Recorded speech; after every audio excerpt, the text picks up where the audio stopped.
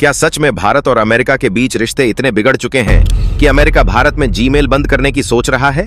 क्या जीमेल बंद होगा तो यूपीआई, फोन पे, पेटीएम, व्हाट्सएप, फेसबुक और यहां तक कि मोबाइल फोन तक बंद हो जाएंगे? यह सवाल इसलिए उठा क्योंकि देश के मशहूर शिक्षक खान सर का एक वीडियो वायरल हुआ जिसमें उन्होंने कहा कि अगर अमेरिका चाहे तो भारत को टेक्नोलॉजी के जरिए जमीन पर ला सकता है, जीमेल बंद कर सकता है और उससे भारत का पूरा सिस्टम ठप हो जाएगा।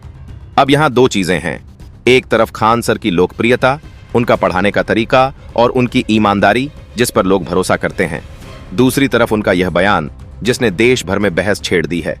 तो सवाल उठता है, क्या जीमेल बंद होने से वाकई भारत की अर्थव्यवस्था रुक जाएगी? क्या खान सर ने जो कहा वह पूरी तरह सही है या फिर इस बयान को गलत समझ लिया गया? और सबसे बड़ा सवाल, क्या अमेरिका के राष्ट्रपति चाहे वह डोनाल्ड ट्रंप हो या कोई और, भारत में जीमेल बंद करने का अधिकार रखते हैं? आइए इन सभी सवालों के जवाब ढूंढते हैं तथ्य और कानून की रोशनी में और आपको बताते हैं कि असलियत क्या है। सबसे पहले जीमेल और यूपीआई के रिश्तों को समझना होगा। जीमेल गूगल की ईमेल सर्विस है, जबकि यूपीआई भारत का अपना पेमेंट इंफ्रास्ट्रक्चर है। यूपीआई का संचालन करता है NPCI, national payments corporation of India. NPCI एक नॉन प्रॉफिट संस्था है जिसे 2008 में रिजर्व बैंक ऑफ इंडिया और भारतीय बैंक संघ ने मिलकर बनाया था।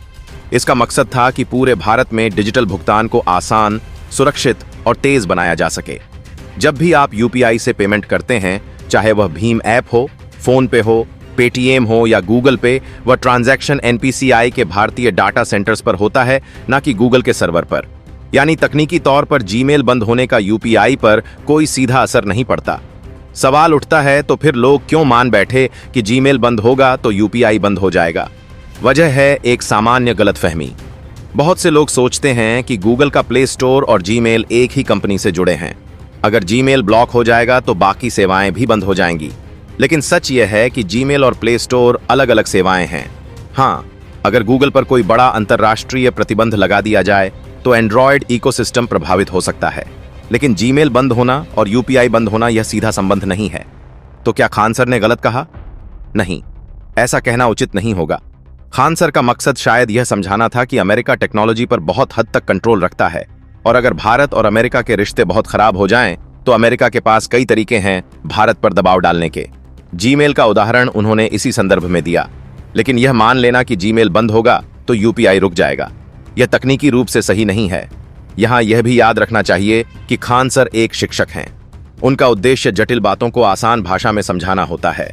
कई बार इस कोशिश में कुछ बातें टेक्निकल डिटेल से थोड़ी अलग हो जाती हैं, लेकिन उनके इरादे पर शक नहीं किया जा सकता। अब दूसरा बड़ा सवाल, क्या अमेरिका के राष्ट्रपति सच में भारत में जीमेल बंद कर सकते हैं? इसका जवाब है नहीं। जीमेल गूगल की एक प्राइवेट सेवा है। गूगल एक अमेरिकी कंपनी है, लेकिन वह भारत जैसे बड़े बाजार में अपनी सेवाएं चलाने के लिए भारत की सरकार और यहां के कानूनों के हिसाब से काम करती है। अमेरिका का राष्ट्रपति, चाहे वह डोनाल्ड ट्रंप हो या कोई और, सीधे भारत में जीमेल बंद नहीं करा सकते। किसी भी संप्रभु देश में किसी ऑनलाइन सेवा को ब्लॉक करने या बंद करने का अधिकार सिर्फ उस देश की सरकार के पास होता है। भारत में यह अधिकार सूचना प्रौद्योगिकी अधिनियम 2000 आईटी एक्ट की धारा 69A के तहत सरकार को मिला हुआ है। यानी अगर जीमेल को भारत में कभी बंद करना होगा तो वह फैसला भारत सरकार लेगी, ना कि अमेरिका का कोई राष्ट्रपति। लेकिन क्या अमेरिका परोक्ष रूप से दबाव डाल सकता है? इसका उत्तर है हाँ। अमेरिका के पास IEEPA, international emergency economic powers act 10,977 नाम का एक कानून है। इस कानून के तहत अमेरिकी राष्ट्रपति यह घोषणा कर सकते हैं कि किसी देश की कुछ सेवाएं या कंपनियां अमेरिका की राष्ट्रीय सुरक्षा के लिए खतरा हैं, और फिर वह अमेरिकी कंपनियों को आदेश दे सकते हैं कि वे उन देशों में अपनी सेवाएं बंद कर दें।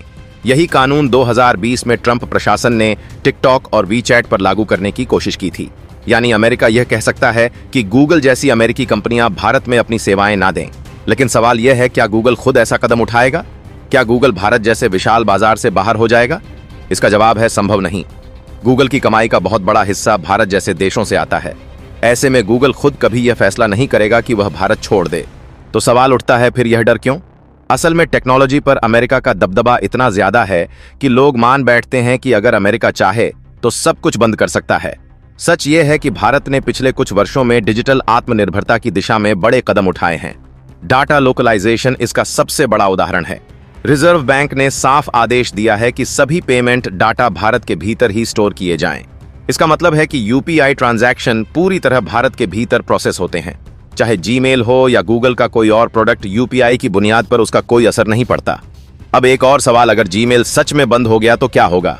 अगर जीमेल बंद भी हो जाए तो आपके बाकी ईमेल अकाउंट जैसे याहू, आलोक या भारत की नई ईमेल सेवाएं काम करती रहेंगी। हाँ, बहुत से लोग जीमेल का इस्तेमाल लॉगिन के लिए करते हैं, जैसे किसी ऐप या वेबसाइट पर साइन इन विद गूगल। ऐसे में परेशानी हो सकती है, लेकिन इसका भी विकल्प मौजूद है। आप सीधे फोन नंबर या दूसरे ईमेल से लॉगिन कर सकते हैं। यानी जीमेल का बंद होना एक झटका जरूर होगा, लेकिन भारत की डिजिटल अर्थव्यवस्था को ठप नहीं कर देगा। यहां एक और गलतफहमी को साफ करना जरूरी है। कई लोग मानते हैं कि जीमेल बंद होने का मतलब है गूगल बंद होना, और अगर गूगल बंद हुआ तो प्ले स्टोर बंद हो जाएगा, और अगर प्ले स्टोर बंद हुआ तो यूपीआई ऐप्स डाउनलोड नहीं होंगे। ध्यान रखिए, पहली बात, जीमेल और गूगल दो अलग अलग बातें हैं। जीमेल गूगल की एक सेवा है, जबकि गूगल एक कंपनी है। अगर जीमेल बंद होता है तो इसका मतलब यह नहीं कि गूगल बंद हो गया। दूसरी बात, प्ले स्टोर के बिना भी आपके फोन में पहले से इंस्टॉल किए गए ऐप्स काम करते रहेंगे।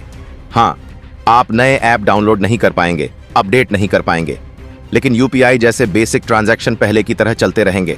तो अब तस्वीर साफ है। खान सर ने जो कहा उसमें खतरे का इशारा जरूर था, लेकिन तकनीकी रूप से वह बयान पूरी तरह सही नहीं था। जीमेल बंद होने से यूपीआई बंद नहीं होगा, लेकिन इससे यह बात जरूर साबित होती है कि भारत को टेक्नोलॉजी के मामले में आत्मनिर्भर होना ही होगा। अमेरिका का दबदबा इतना है कि एक बयान से ही भारत में अफरा तफरी मच गई। तो सवाल यह है, क्या भारत को अपना ईमेल सर्विस, अपना ऐप स्टोर, अपनी टेक्नोलॉजी इकोसिस्टम बनाने की दिशा में और तेजी से आगे नहीं बढ़ना चाहिए? यही असली बहस है। तो बहस यहीं से आगे बढ़ती है। क्या भारत को अपना खुद का ईमेल सर्विस, अपना खुद का ऐप स्टोर और पूरी तरह स्वदेशी टेक्नोलॉजी इकोसिस्टम तैयार करना चाहिए? सवाल बड़ा है और इसका जवाब सीधा भी है, हाँ। क्योंकि अगर आप देखें तो दुनिया की बड़ी ताकतें अमेरिका, चीन, रूस सब ने टेक्नोलॉजी में आत्मनिर्भरता हासिल करने की दिशा में ही अपनी रणनीति बनाई है। चीन के पास खुद का ऐप स्टोर है, खुद के सर्च इंजन है, यहां तक कि ईमेल सेवाएं भी स्थानीय स्तर पर चलती हैं। रूस ने भी अपने वैकल्पिक सिस्टम तैयार किए हैं। तो सवाल उठता है, भारत क्यों पीछे रहे? क्या हमें हमेशा जीमेल, व्हाट्सएप, फेसबुक पर निर्भर रहना चाहिए, या फिर हमें अपनी खुद की तकनीक पर भरोसा करना चाहिए? यही वह बिंदु है जहां खान सर के बयान का असली महत्व सामने आता है। उन्होंने भले ही जीमेल और यूपीआई को जोड़ दिया हो, लेकिन उन्होंने एक बहुत गहरी बात कही। अगर अमेरिका चाहे तो भारत पर टेक्नोलॉजी के जरिए दबाव बना सकता है, और यह सच है। आप कल्पना कीजिए, अगर गूगल प्ले स्टोर पर अचानक कोई अंतर्राष्ट्रीय पाबंदी लग जाए तो करोड़ों भारतीय स्मार्टफोन यूजर्स प्रभावित होंगे।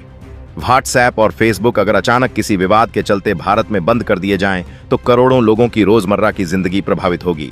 यही वह डिजिटल निर्भरता है जो भारत के लिए खतरे की घंटी है। अब सवाल है, भारत क्या कर रहा है? भारत सरकार ने पिछले कुछ सालों में डिजिटल आत्मनिर्भरता की दिशा में कई बड़े कदम उठाए हैं। आधार से लेकर DigiLocker, Ayushman Bharat digital mission से लेकर यूपीआई तक भारत ने दिखा दिया है कि अगर हम ठान लें तो दुनिया को चौंका सकते हैं। आज यूपीआई एक ऐसा मॉडल है जिसे पूरी दुनिया अपनाना चाहती है। सिंगापुर, संयुक्त अरब अमीरात, नेपाल, भूटान जैसे देशों ने यूपीआई के साथ समझौते किए हैं। तो क्या यह वही समय नहीं है जब भारत अपना खुद का ईमेल सर्विस लॉन्च करे? क्या यह वही वक्त नहीं है जब भारत को अपना ऐप स्टोर बनाना चाहिए ताकि प्ले स्टोर पर निर्भरता खत्म हो? लेकिन यहाँ एक और सवाल खड़ा होता है, क्या लोग वास्तव में जीमेल को छोड़कर किसी भारतीय ईमेल सर्विस को अपनाएंगे? सच यह है कि टेक्नोलॉजी में आदत बहुत बड़ी चीज है। एक बार लोग जीमेल पर शिफ्ट हो गए, अब उन्हें किसी और ईमेल सर्विस पर ले जाना आसान नहीं है। जीमेल का इंटरफेस, उसकी स्पीड, उसकी इंटीग्रेशन, यह सब इतना मजबूत है कि यूजर्स को उससे बाहर निकालना मुश्किल है। लेकिन क्या यह असंभव है? नहीं। अगर भारत सरकार और भारतीय कंपनियां मिलकर एक ऐसा प्लेटफॉर्म तैयार करें जो सुरक्षित भी हो, तेज भी हो और लोगों की जरूरतें भी पूरी करें, तो भारतीय यूजर जरूर अपनाएंगे। अब आते हैं उस सबसे अहम सवाल पर जो सोशल मीडिया पर सबसे ज्यादा पूछा गया, क्या जीमेल बंद होगा तो यूपीआई ठप हो जाएगा? इस पर हमने पहले भी चर्चा की, लेकिन इसे और विस्तार से समझना होगा। यूपीआई का पूरा डाटा एनपीसीआई के भारतीय डाटा सेंटर्स पर है। आरबीआई ने साफ नियम बना रखा है कि सभी पेमेंट डाटा भारत में ही स्टोर होंगे। जीमेल की सेवा चाहे रहे या ना रहे, यूपीआई का इस पर कोई असर नहीं है। हाँ, अगर गूगल पे जैसी कोई ऐप बंद हो जाए तो उसके यूजर्स प्रभावित होंगे, लेकिन क्या इसका मतलब है कि यूपीआई बंद हो जाएगा? बिल्कुल नहीं, क्योंकि फोन पे, पेटीएम, भीम ये सब ऐप्स तो चल ही रहे होंगे। तो सवाल उठता है, खान सर की बात को गलत क्यों बताया गया? दरअसल टेक्नोलॉजी की दुनिया में जब कोई बड़ी शख्सियत कोई बयान देती है तो लोग उसे शब्दशः पकड़ लेते हैं, जबकि असल में उस बयान का मकसद ध्यान दिलाना होता है। खान सर का मकसद भी यही था कि भारत को समझना चाहिए कि टेक्नोलॉजी में आत्मनिर्भरता जरूरी है। यह मान लेना कि उन्होंने कहा कि यूपीआई बंद हो जाएगा, असल में उनकी बात को आधे में काट कर देखने जैसा है। पूरा संदेश यही था कि अमेरिका के पास इतना कंट्रोल है कि अगर चाहे तो भारत पर दबाव डाल सकता है, और यही वह खतरा है जिससे भारत को सचेत रहना चाहिए। अब एक और पहलू, भारत और अमेरिका के रिश्ते। आज यह सच है कि दोनों देशों के बीच कई मुद्दों पर मतभेद हैं। ट्रेड से लेकर टेक्नोलॉजी, डिफेंस से लेकर डाटा प्राइवेसी तक कई जगह तनाव है। हाल ही में अमेरिकी नेताओं और कंपनियों ने भारत की डाटा लोकलाइजेशन पॉलिसी पर सवाल उठाए। लेकिन क्या रिश्ते इतने खराब हैं कि जीमेल जैसी सेवा बंद करने की नौबत आ जाए? फिलहाल तो ऐसा बिल्कुल नहीं है। अमेरिका और भारत दोनों ही एक दूसरे पर निर्भर हैं। भारत अमेरिका के लिए एक बड़ा बाजार है, वहीं अमेरिका भारत के लिए तकनीक और निवेश का बड़ा स्रोत है। ऐसे में जीमेल जैसी सेवा पर रोक लगाना दोनों के लिए ही नुकसानदेह होगा। तो क्या डर खत्म हो गया? बिल्कुल नहीं, क्योंकि टेक्नोलॉजी के मामले में किसी पर निर्भर रहना ही सबसे बड़ा रिस्क है।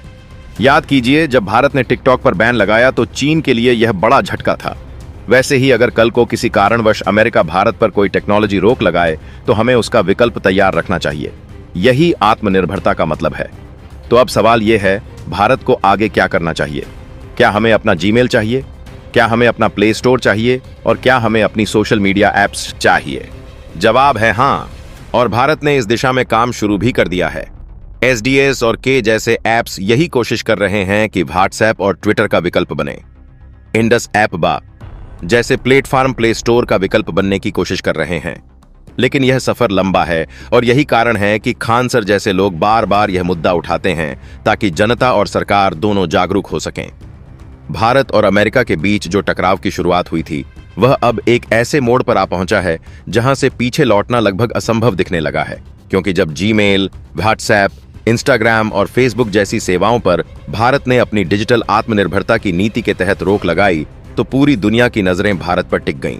किसी ने सोचा भी नहीं था कि एक दिन ऐसा आएगा जब अमेरिका जैसा महाशक्ति कहलाने वाला देश भारत की नीतियों से बुरी तरह हिल जाएगा।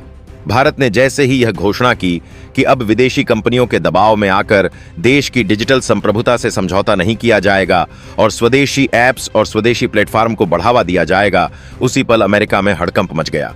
वहां के बिजनेस लॉबी, टेक्नोलॉजी कंपनियां और यहां तक कि राष्ट्रपति डोनाल्ड ट्रंप खुद इस फैसले से सकते में आ गए, क्योंकि अब तक उनकी अर्थव्यवस्था का बड़ा हिस्सा भारत से मिलने वाले यूजर डेटा और विज्ञापन की कमाई पर निर्भर था। भारत में करोड़ों की संख्या में यूजर्स हर दिन सोशल मीडिया का इस्तेमाल करते थे, और यही सबसे बड़ा राजस्व स्रोत अमेरिका की कंपनियों के लिए बना हुआ था। लेकिन जब भारत ने इन सेवाओं पर रोक लगाई तो ट्रंप के पास जैसे मानो कोई रास्ता ही नहीं बचा। वह बार बार प्रधानमंत्री नरेंद्र मोदी से अपील करने लगे कि कृपया इन सेवाओं को बहाल कर दिया जाए। वह यहां तक कहने लगे कि अब वह कभी भी भारत पर टैरिफ नहीं लगाएंगे और उल्टा भारत में निर्माण कार्यों को बढ़ावा देंगे ताकि भारत की अर्थव्यवस्था और तेजी से आगे बढ़ सके। परंतु भारत अपनी जिद पर अड़ा रहा और यही जिद उसकी असली ताकत बन गई। पूरी दुनिया को यह संदेश चला गया कि अगर कोई देश ठान ले तो अमेरिका जैसी महाशक्ति को भी घुटनों पर लाया जा सकता है। लेकिन इस पूरे घटनाक्रम में सबसे बड़ा सस्पेंस यह है कि ट्रंप के पास अब कोई ठोस कदम उठाने का विकल्प ही नहीं बचा है। वह उलझन में हैं, असमंजस में हैं कि आखिर करें तो क्या करें। जीमेल बंद होने के बाद उनका विश्वास था कि भारत का डिजिटल ढांचा बिखर जाएगा, लेकिन जब ऐसा नहीं हुआ तो उनकी योजनाएं धरी की धरी रह गईं। भारत ने वैकल्पिक मेल सेवा लॉन्च कर दी, भारतीय ऐप स्टोर सामने आ गए और सोशल मीडिया के स्वदेशी विकल्प धीरे धीरे पूरे देश में लोकप्रिय होने लगे। अब अमेरिकी कंपनियों की हालत यह है कि उन्हें समझ नहीं आ रहा कि वह भारत को छोड़ें तो कैसे, और अगर भारत में टिके रहें तो कैसे, क्योंकि डेटा लोकलाइजेशन और भारतीय कानूनों का पालन किए बिना अब यहां कोई भी कंपनी काम नहीं कर सकती। यही वह बिंदु है जहां से सस्पेंस और भी गहराता है, क्योंकि ट्रंप की राजनीति, उनकी चुनावी रणनीति और उनकी अंतर्राष्ट्रीय छवि सब कुछ दांव पर लगी हुई है। उनके अपने देश के कारोबारी उनसे सवाल पूछ रहे हैं कि आखिर उन्होंने ऐसा क्या कर दिया कि भारत जैसा विशाल बाजार हाथ से निकल गया। वहीं भारत में माहौल ऐसा बन गया कि लोग गर्व से कहने लगे कि अब हम किसी विदेशी सेवा पर निर्भर नहीं हैं। धीरे धीरे भारतीय ऐप्स की लोकप्रियता आसमान छूने लगी और अमेरिकी कंपनियों का दबदबा टूटने लगा। इस स्थिति ने ट्रंप को और भी परेशान कर दिया। उनकी सबसे बड़ी चिंता यह थी कि अब उनकी कंपनियों की कमाई जो सोशल मीडिया विज्ञापनों से होती थी, वह बुरी तरह प्रभावित हो गई है। लाखों करोड़ों डॉलर का नुकसान हो रहा है और निवेशक दबाव बना रहे हैं कि किसी भी तरह भारत के साथ समझौता किया जाए। लेकिन भारत इस बार समझौते के मूड में नहीं है। भारत को अब अपनी ताकत का एहसास हो चुका है कि जिस देश के पास सबसे बड़ा युवा वर्ग है, जिस देश के पास सबसे तेजी से बढ़ता डिजिटल बाजार है, वह किसी भी विदेशी दबाव के आगे झुकने वाला नहीं है। यही कारण है कि मोदी सरकार बार बार यह दोहराने लगी कि भारत अपने रास्ते पर आगे बढ़ेगा और आत्मनिर्भर भारत का सपना अब केवल नारा नहीं बल्कि हकीकत बन चुका है। इस परिदृश्य ने पूरी दुनिया के भू राजनीतिक समीकरण बदल दिए। अमेरिका, जो अब तक अपने दबदबे के दम पर नाटो देशों को भारत के खिलाफ खड़ा करने की कोशिश करता रहा, वह भी विफल साबित हुआ। नाटो देश भी समझ गए कि भारत से टकराना उनके हित में नहीं है, क्योंकि भारत के पास न केवल विशाल बाजार है बल्कि एक ऐसी नेतृत्व क्षमता है जो दुनिया को नई दिशा दिखा सकती है। इस बीच ट्रंप बार बार मोदी जी से संपर्क करने की कोशिश करते रहे। कभी संदेश भेजते, कभी मध्यस्थों के जरिए बातचीत का प्रस्ताव रखते, लेकिन भारत ने साफ कर दिया कि अब किसी भी दबाव या किसी भी लालच में आकर पीछे नहीं हटेगा। भारत ने दो टूक कह दिया कि वह अपनी डिजिटल संप्रभुता से समझौता नहीं करेगा, चाहे इसके लिए कितनी भी कीमत क्यों न चुकानी पड़े। यह सब सुनकर ट्रंप और भी बौखला गए। उनकी हालत उस खिलाड़ी जैसी हो गई जो अपने ही दांव में उलझ जाए। उनके लिए सबसे बड़ी समस्या यह थी कि जीमेल, व्हाट्सएप, इंस्टाग्राम और फेसबुक जैसे प्लेटफॉर्म जिनसे उनकी सबसे ज्यादा कमाई होती थी, वही भारत में बंद हो चुके थे और इस बंदी ने उनकी राजनीति और उनकी अर्थव्यवस्था दोनों पर गहरा असर डाला। अब उनके सामने यह सवाल बार बार उठने लगा कि आखिर करें तो क्या करें, क्योंकि भारत से मिलने वाला वह विशाल राजस्व अब पूरी तरह रुक चुका था। निवेशक नाराज थे, कारोबारी लॉबी दबाव बना रही थी और ट्रंप को लगने लगा कि कहीं यह संकट उनकी कुर्सी तक न डगमा दे। यही वह सस्पेंस है जिसने पूरी दुनिया को सोचने पर मजबूर कर दिया है कि आने वाले समय में क्या अमेरिका वास्तव में झुक जाएगा? क्या ट्रंप सचमुच भारत के आगे घुटने टेक देंगे? क्या यह वह क्षण होगा जब दुनिया देखेगी कि पहली बार कोई एशियाई शक्ति अमेरिका को आर्थिक और डिजिटल मोर्चे पर पछाड़ रही है? इन सवालों के जवाब अभी अधर में लटके हैं, लेकिन इतना तय है कि इस पूरे घटनाक्रम ने एक नए युग की नींव रख दी है और यही वह मोड़ है जहां से तीसरे भाग की शुरुआत होगी, जो और भी ज्यादा रहस्यमय और रोमांचक होगी। दुनिया की राजनीति के इस दौर में जब हर देश अपने हितों के लिए संघर्ष कर रहा था, तभी भारत और अमेरिका के बीच शुरू हुआ यह विवाद एक ऐसी दिशा पकड़ चुका था जिसकी किसी ने कल्पना भी नहीं की थी। Social media, WhatsApp, Instagram, Facebook और जीमेल जैसी सेवाओं पर भारत ने जैसे ही बैन लगाया, पूरा अमेरिका हिल गया, क्योंकि इन सेवाओं से न केवल अमेरिकी कंपनियों को अरबों डॉलर की कमाई होती थी, बल्कि ट्रंप की पूरी राजनीति भी इन्हीं प्लेटफॉर्म्स पर आधारित थी। चुनाव प्रचार से लेकर फंडिंग और जनता तक सीधा संदेश पहुंचाने का जरिया यही था। जब भारत ने यह कदम उठाया तो वॉशिंगटन में बैठी ट्रंप की टीम को विश्वास ही नहीं हुआ कि ऐसा भी संभव हो सकता है। ट्रंप बार बार गुस्से और घबराहट में मीटिंग्स बुलाने लगे। निवेशकों और कंपनियों ने व्हाइट हाउस का घेराव करना शुरू कर दिया। वॉल स्ट्रीट पर शेयर बाजार लुढ़कने लगे और अमेरिकी मीडिया ने इसे अब तक का सबसे बड़ा आर्थिक झटका करार दे दिया। के अंदर माहौल बिल्कुल उल्टा था। यहाँ लोगों के भीतर आत्मनिर्भरता की लहर दौड़ चुकी थी। हर कोई गर्व से कह रहा था कि अब हम किसी विदेशी कंपनी पर निर्भर नहीं रहेंगे। भारतीय विकल्पों ने इतनी तेजी से जगह बनाई कि अमेरिकी कंपनियां समझ ही नहीं पाईं कि यह सब इतना अचानक कैसे हो गया। इसी बीच ट्रंप ने मोदी जी से बार बार अपील करना शुरू कर दिया कि वह इन सेवाओं को बहाल कर दें। उन्होंने यहां तक वादा किया कि अब कभी भी भारत पर कोई टैरिफ नहीं लगाया जाएगा, बल्कि उल्टा भारत में कंस्ट्रक्शन, इंफ्रास्ट्रक्चर और रोजगार सृजन के प्रोजेक्ट्स खुद अमेरिका करेगा। उन्होंने यहां तक कह दिया कि भारत चाहे तो अमेरिका उसकी हर शर्त मान लेगा, बस सोशल मीडिया का यह दरवाजा फिर से खोल दिया जाए। लेकिन मोदी सरकार अपनी बात पर अडिग रही, क्योंकि उन्हें पता था कि यह वही अवसर है जब भारत को दुनिया को दिखाना है कि आत्मनिर्भर भारत केवल एक नारा नहीं बल्कि एक सच्चाई है। जैसे ही अमेरिका को झुकते देखा गया, रूस, चीन और कई अन्य देशों ने भी भारत का खुलकर समर्थन करना शुरू कर दिया। यहां तक कि यूरोप की कुछ ताकतें भी यह समझ गईं कि अब भारत की अनदेखी करना उनके लिए महंगा साबित होगा। इस समर्थन ने भारत की ताकत को और बढ़ा दिया और अमेरिका की हालत और भी कमजोर हो गई। ट्रंप ने फिर कोशिश की कि नाटो देशों के साथ मिलकर भारत पर दबाव बनाया जाए, लेकिन नाटो के सदस्य भी इस बार दो टूक बोल गए कि भारत से टकराना उनके हितों में नहीं है।